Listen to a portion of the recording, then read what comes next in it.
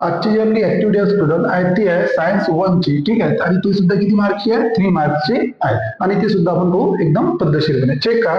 तर derive the unit of electric power. Electric पॉवरचं आपल्याला युनिट काढायचं आहे from the given equation. Okay. तर आता चेक करा. P equal to V into blank दिलेला आहे. तर याचा फॉर्म्युला तुम्हाला ऍक्टिव्हिटीवरच तुमचे प्रत्येकाचे काय होईल, तुम्हाला जे फिल इन द ब्लँक तुम्हाला माहित पडेल. चेक करा. Okay. P equal to V into काय, तर लक्षात ठेवा इथं काय दिलं तुम्हाला अँपियर दिले. अँपियर कोणाचं युनिट आहे? Electric current. तर म्हणजे मी काय घेतलं? V into I. Okay. V साठी कसं, I साठी अँपियर आलं, तर V साठी काय येते आपल्याकडे? व्होल्ट. किती काय येते आपल्याकडे? व्होल्ट. ओके. त्याच्यानंतर चेक करा. P इक्वल टू इथं काय घेतली? 1 व्होल्ट इंटू 1 अँपियर. काय घेतलाय?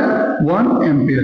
आता त्यानंतरची गोष्ट स्टुडंट, त्यानंतर स्टेप दिली आहे तुम्हाला 1 व्होल्ट. 1 व्होल्टची व्हॅल्यू काय घेतली आहे? 1 joule. 1 joule upon 1 Coulomb into, आणि 1 अँपियरची काय घेतली आहे?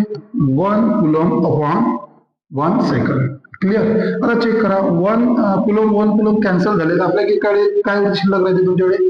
1 जूल अपॉन 1 सेकंड. आणि 1 जूल आणि 1 सेकंड म्हणजेच काय होते? तुमचा वॅट. 1 जूल अपॉन 1 सेकंड म्हणजेच काय होते? तुमचा वॅट. म्हणजेच आपल्याला काय विचारलं? आपल्याला विचारलं युनिट ऑफ इलेक्ट्रिक पॉवरचं काय आलं आपल्याजवळ?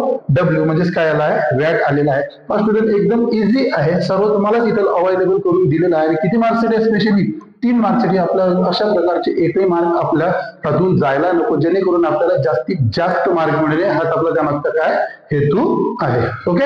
थँक्यू.